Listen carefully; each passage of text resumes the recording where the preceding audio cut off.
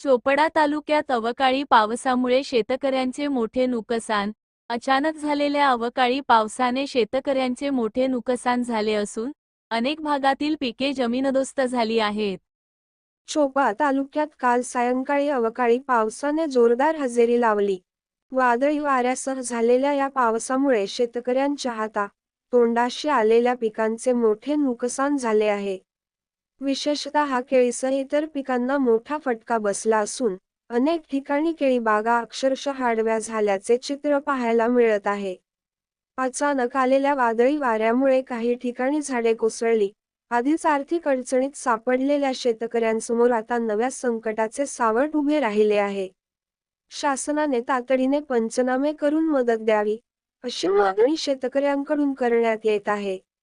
अशाच ताज्या आणि विश्वासार्ह बातम्यांसाठी एकता न्यूज चॅनलला सबस्क्राईब करा, लाईक आणि शेअर करा. रहा अपडेट.